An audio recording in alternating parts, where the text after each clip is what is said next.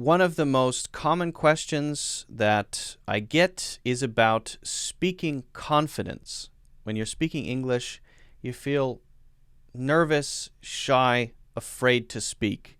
You can't get the words out. I know English, but I can't get the words out when I need them in a conversation. Well, what's the point of knowing English if you can't use it when you need it, right? So half of the battle is confidence. And this may be true for some native English speakers who have a bit of social anxiety. How do you achieve confidence in speaking? That's what we're going to talk about. I'm going to give you some tips, but first I want to ask a question. Is there a connection between how good you are at something and your confidence? Well, I'd like you to think about your life experience. Do you know anyone who's very confident about something, but actually they're not very good at that thing? I'm sure you do. Maybe you've seen a TV show where there's a singing competition and someone is trying to sing and they think they're the best singer in the world. They think they genuinely believe they're going to win the competition, and it's, terrible singing, right? Well, that person is very confident, but there's not a connection to skill. So that means that maybe being good at something can build your confidence. In fact, it can. But it doesn't have to be a direct connection between skill and confidence. You can have confidence whether you're very good or not. And this is absolutely true in my experience working with English learners over the past 10 years. Some English learners are so good at English technically, but their confidence kills them. They have no confidence, so they can barely speak in a conversation even though they're very, very good. Some people have very low English, very poor English skills, but their confidence is insanely high. In that case, it usually helps them because they can interact at least with others. They can learn faster because they're willing to try things, right? So I want to make the case that you should be confident no matter what, and you shouldn't worry too much about being wrong, about making mistakes. And that if you worry too much, you may actually prevent yourself from learning more quickly, and you may actually limit your growth as an English learner. And that's not something that you want. So not necessarily a connection. Now I want to bring up one little story that you've probably heard before. There is a Native American parable or story that I heard a long time ago. I believe it's a Cherokee story. A young person comes up to an elder in the tribe and says, "I have a war going on inside me. Fight." And the old man says, the elder in the tribe says, this is the fight between good and evil. On one side, you have all the things that are good. Let's call it a wolf. This is courage. This is kindness. This is whatever it is, compassion. And then you have another wolf, the dark wolf, on the other side, which is envy, which is greed, which is cruelty. So the good wolf and the bad wolf, and they're fighting inside of you. And the young person says to the elder, which one will win? And the elder says, whichever one you feed. And I think that's a great story. What does that mean?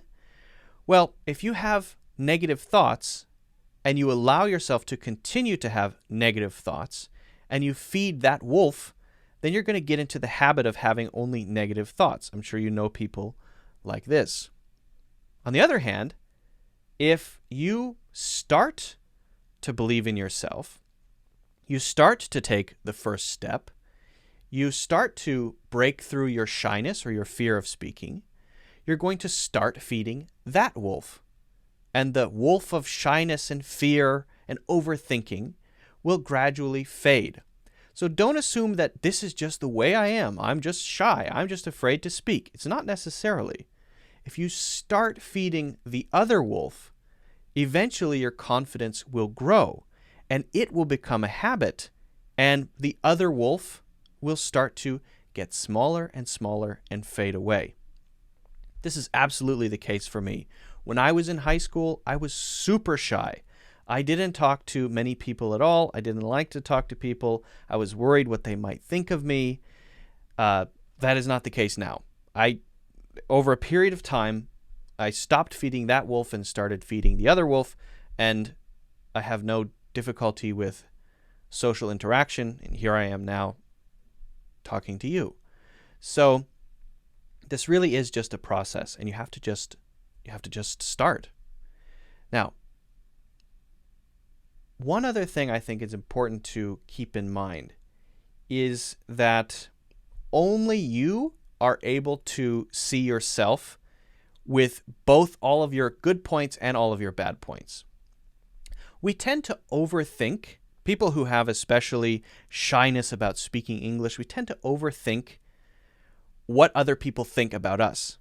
So rather than seeing yourself as they actually see you, other people, you see yourself as you see you, but through eyes of judgment, right? So do you think if you make mistakes, other people are thinking, what an idiot, stupid, that was a mistake, grammar issue, Do you think that people are doing that when you're speaking English? You may think that. A lot of people do. Very likely, they're not. What you're seeing is what you think about yourself, but you're printing that or projecting that onto other people, and then adding to that judgment.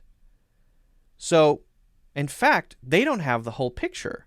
They just see a person who's trying to speak. They probably don't really notice or care that you made a mistake. They're probably thinking about themselves, about their own issues, right? I work with a lot of English learners, and the ones who don't really care, hey, I made a mistake, it's no big deal, and tend to just try and realize that I don't really care. It doesn't offend me if people make mistakes or say something in a strange way. I don't care. It doesn't bother me, right? The people who are more like that tend to improve much, much faster. And they have better conversations, and they're more able to make friends more easily. So that's very important to keep in mind. The important thing is to remember only one person has full knowledge of both the pros and the cons of you, and that is you and nobody else. And most people are too busy to care about everything that you think that they might care about. That has always helped me. So that's just something to keep in mind. Now, if you keep that in mind, that nobody really cares and that they're going about their day and that they're busy thinking about their own things, that can free you. Oh, they don't care. Okay, well then what do I have to lose? Oh, I have nothing to lose. If you have nothing to lose, then you can feel relaxed. You can feel comfortable. Oh, okay. Well, in that case, I'll just try. And if I make a mistake, no big deal. So I would encourage you to just start. And once you get into the habits, the right habits, feeding the right wolf, then you'll feel, oh, I can do this. And then the next step will be even easier. And the next step will be even easier.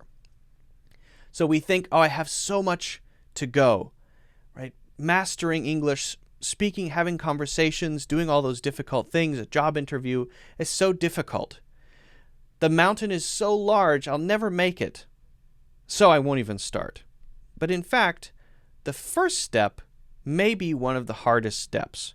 Well, if the first step is one of the hardest steps, that means just trying, just doing something, putting yourself out there.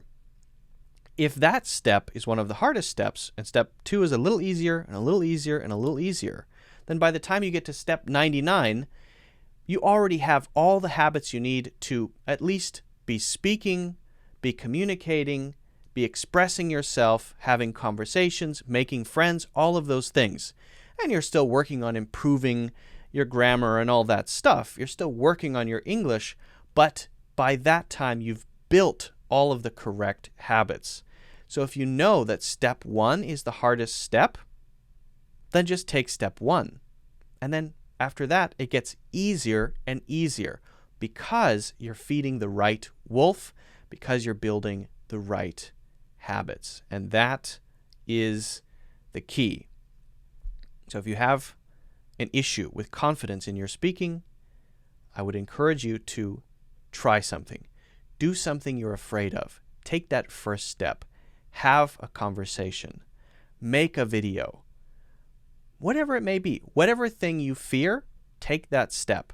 And you'll find, as you keep going, that it gets easier, you improve faster, your confidence grows, and you'll get all of the benefits that come along with having better, more confident English.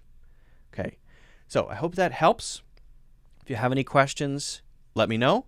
If you haven't already done so, don't forget to hit the like button. Don't forget to subscribe, of course, and check out my full courses in the links in the description.